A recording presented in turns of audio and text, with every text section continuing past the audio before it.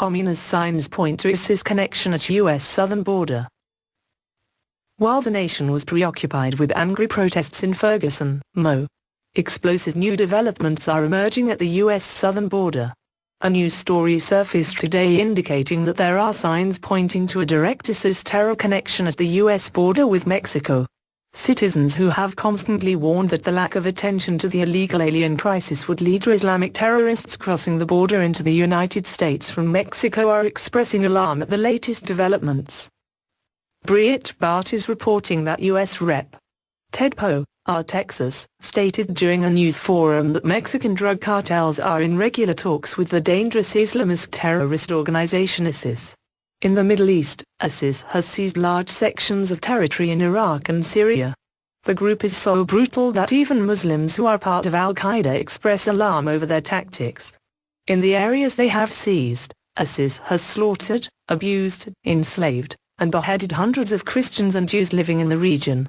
The latest victim of ISIS barbarism was American journalist James Foley, whom the U.S. confirmed today was beheaded by ISIS in a gruesome video. Illegal alien watchdog groups and concerned citizens have been warning for several years that the lax U.S. policy toward immigration and its non-enforcement of border security laws would eventually lead to a major crisis given the ease with which drug cartels, human traffickers, and Islamic terrorists can move across the southern border into the United States. Many believe that at least some of these terrorists are already in the country, lying in wait for the right time to strike. Members of Congress have already seen signs at the southern border within the extreme northern end of Mexico that terrorists may have collaborated with drug cartels. Poe states, "The drug cartels use the same operational plan as terrorist groups do. They kill their opponents, they behead their opponents, they brag about it, and they have operational control of many portions of the southern border of the United States. They vicious as some of these other terrorist organizations." Since 2009, the tactics of the drug cartels have grown more brutal in the wake of evidence that the Mexican criminals have used jihadists to advance their agenda. Numerous reports have emerged indicating that over the last 6 years the drug cartels have beheaded dozens if not hundreds of Mexican citizens caught in the shares of these dangerous criminals. The cartels have certainly shown no reticence about engaging in brutality.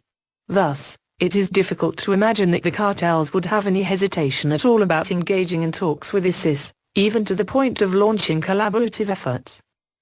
How, then, can the United States successfully address this growing problem? An obvious starting point is to begin to strictly enforce immigration law. But it must go much further. The border fence, which was passed into law and approved by Congress in 2004, must be completed. And it must be tall enough to do the job. Double-fenced and even triple-fenced portions of the border are needed. Barbed wire should be placed at the top of the fences. National Guard troops should be sent to the border as Governor Rick Perry ordered in Texas. They should be armed and given orders to shoot illegal aliens attempting to cross the fences in spite of repeated warnings to stop.